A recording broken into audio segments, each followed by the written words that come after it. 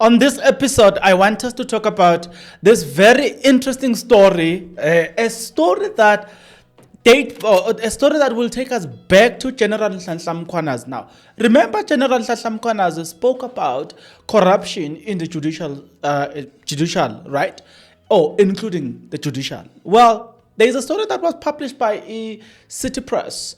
In the story, a judge asked for a bribe, right? A very interesting story. Now, remember that when General Mkhwanazi spoke about judges, remember the reaction from the judicial. Do you still remember the reaction? Okay, let me remind you. They released a letter, and in the letter they were saying, they spoke as if there's no evidence that they are corrupt. Do you still remember something like that? Okay, I'm going to share everything with you. Now, let's start with the story. It goes as follows. They are saying, a Johannesburg judge allegedly solicited money from a businessman and a lawyer to grant leave to appeal, then dismissed the application. Details in the story, says City Press. Now, before, I want you to remember this whole thing, right? I want you to remember the fact that the story or anything that seeks to suggest corruption in the judicial was dispelled by these people, the judicial. Let me take you back to the letter that was there, that was written by the judicial then. But before I can successfully take you back to the letter, I'm going to ask you to do me a favor. Listen to Mkhwanazi speaking about the corruption and the cartel here. In the year 2024, a request was received from Gauteng Organized Crime Investigating Unit to assist with the investigation to dismantle the organized crime syndicate that was operating in Gauteng, that was controlled in Gauteng but operating in the rest of the country and in neighboring countries. I, as a Provincial Commissioner, took a decision to deploy 10 members from this political killings task team to go and support this organized crime unit in Gauteng. I can tell South Africans that this decision was a cause for the disbandment letter of this team, because they overstepped their mandate of only focusing in KZN. They went to support Gauteng organized crime unit with the dismantling of a criminal syndicate.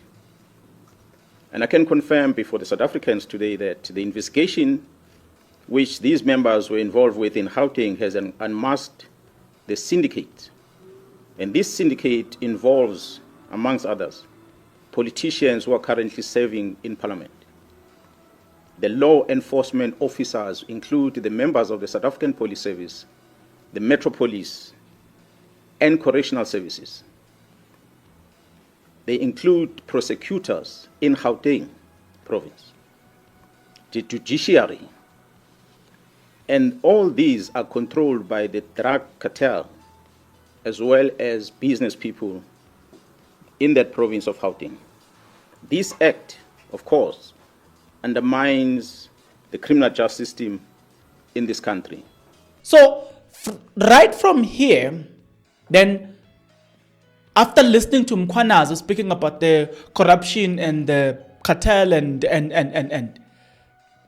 remember, okay, once you still have that in mind, let me now take you back to the letter that was released on the 10th of August 2025 by the Judicial, which says, it reads as follows. Judicial react to General Mkhwanazi as accusation about wrongdoing, right? That's what they said. Then the statement was released on the 10th of July, right? The Judicial has noted with serious concern the recent remark made by Lieutenant General Mkhwanazi on the South African Police Service during his media briefing on Sunday, 6th of July 2024, they meant 2025, during which he alleged collusion between, amongst others, the judicial and criminal. Such claims made without substantiations are extremely damaging to the public confidence in the independence and integrity of our courts, fundamental pillar of our constitutional democracy. Judicial officers are bound by the judicial oath or solemn affirmation of office to uphold, protect the Constitution and human rights enshrined in it, and to administer justice to all persons alike without fear, favor, or prejudice, in accordance with the Constitution and the law. As such, any suggestion of impropriety within the judicial is treated with utmost gravity. In this regard, the Acting Secretary General of the Office of Chief Justice has formally requested Commissioner of the South African Police Service and the Provincial Commissioner, Lieutenant General Mkhwanazi, to furnish evidence in support of these allegations and to lodge a formal complaint where warranted with the Judicial Service Commission, JSC, or the Magistrate Commission. These bodies are constitutionally and mandated to investigate complaints against the judicial officers. The JSC derives its authority from Section 178 in the Constitution of the Republic of South Africa, 1996, read with Judicial Service Commission Act 1994. It goes on. No. Here's the thing. The thing is, when you are listening to them here, they released a letter. That letter had 1 and 2, about 2 pages. I didn't read even the second page, because to me it was not important that I go through everything. But what is important to me is that I need to create, or I need to remind you what the judicial said then, so you can then understand where we're going with everything that I've just said. I want you to tell me, when stories like this emerge, where does it put the judicial? Well, you're going to answer this. Today, I saw this. I saw it today, the 16th of September. Let's read this. Let's read this together. South African Daily, they released this article. Johannesburg High Court judge accused of soliciting 5,000 bribe for favorable judgment.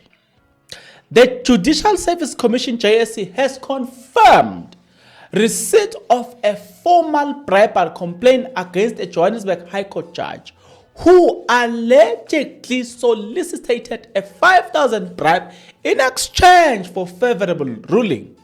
The complaint, filed by a business and a lawyer, claimed that the judge requested 7,000, later reduced to 5,000, to grant leave to appeal a case, despite the payment being made through the judge's his cousin or what account. The application was reportedly dismissed. The Judicial Commission is expected to review the complaint to determine whether it warrants a formal investigation. If the allegations are substantiated, the judge could face disciplinary action, including potential removal from the bench. Very interesting, right? You see, here's the thing. The reason today we are where we are, and we keep going back to what the judicial said when Mkhwanazi revealed some of the stuff about them, guess what? They were the quickest to react. Now, if you were to ask me, and you say, judges, are judges corrupt or not corrupt? What do you think they will say? I don't know. You will tell me. If this is now proven right, What do you think will happen? 3. Mkhwanazi is yet to speak. Tomorrow, the 17th of tomorrow, the 17th of September, Mkhwanazi will be speaking. Seemingly, Mkhwanazi is being proven right in all of these allegations. Before we can even go anywhere further, I'm just saying that it appears like General Nhlanhla Mkhwanazi is being proven right in all of these allegations. 4. Do you notice that there are people who are very quick to respond in some matters, very quick to defend the name of the organization, the integrity? You can't bring the organization into disrepute. But as quick as they react, they now need to counter, or they now need to defend themselves even more. This I say to suggest the following. The Judicial was very quick to respond.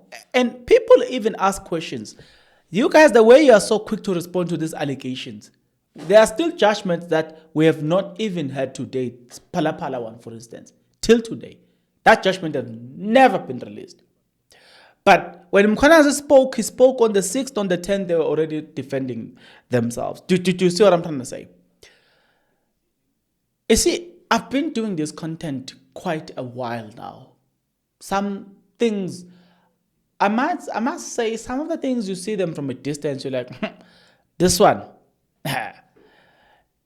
Like I've been advising some of the people to say, you guys must stop this thing of liking social media too much.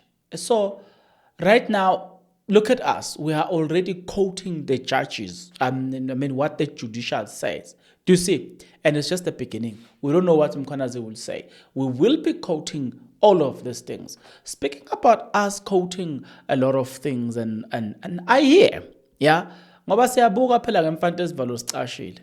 I hear ukuthi there are some people, by the way, who are going around saying some stuff that they don't want they don't want others to talk about their names. Yeah, you're right. Yeah, some people they don't want to be spoken of, but you're a public figure, so you want us to say all the good things about you, but you don't want to take accountability when it is necessary. We've got that problem here. Yeah, so I'm hearing that. And there's other thing that I also wanted to know about is, guys, I'm told that on Facebook there was once, or what, I think so, an audio wherein somebody was saying they don't, I don't know, man. I'm told about an audio. Apparently it involves the wife of Defo saying something about me. I've never heard that audio. So somebody was saying, man, did you hear this audio that was circulating there? I was like, no. So if you do have that audio, guys, please share. Tell me. Please share. Okay, here's another one. What do you expect? General Nhlanhla Mkhwanazi will be speaking. We all know that. What do you then expect? Tell me in the comment section below.